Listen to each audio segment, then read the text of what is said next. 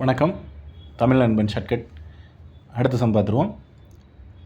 மிதிவண்டி ஒன்றை ஒரு கடைக்காரர் ரூ.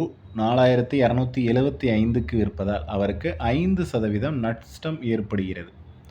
5% லாபம் பெற வேண்டுமெனில் அவர் மிதிவண்டியை என்ன விலைக்கு விற்க வேண்டும்? ஸோ இந்த சம்மை படித்த உடனே நமக்கு முதல்ல தெரிஞ்சுக்கணும். நல்லா கொஞ்சம் புரிஞ்சுக்கிட்டோம் அப்படின்னா ரொம்ப ரொம்ப ஈஸி. அதாவது 4275 வித்துட்டாரு அப்படிங்கிறப்போ 5% நஷ்டம் ஏற்படுது.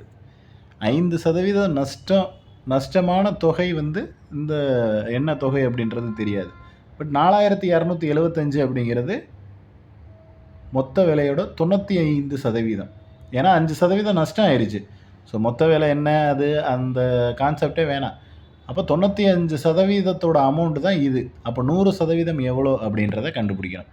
அப்போது 4275 டிவைடட் பை 95 அப்படின்னு போட்டிங்கன்னா உங்களுக்கு 45 அப்படின்றது கிடைக்கும். 45 அப்படிங்கிறது என்னன்னு பார்த்தீங்கன்னா 1% தான் 45.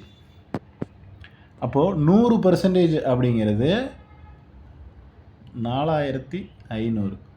இங்கே அவங்க என்ன கேட்டிருக்காங்க, அவருக்கு அடுத்து 5% லாபம் பெற வேண்டுமெனில் என்ன விலைக்கு விற்க வேண்டும்னு கேட்டிருக்காங்க. ஸோ 1% 45 அப்படின்னா 105. அதாவது 100% அப்படிங்கிறது அந்த அடக்க விலை. 5% லாபத்தோடு விற்கணும்.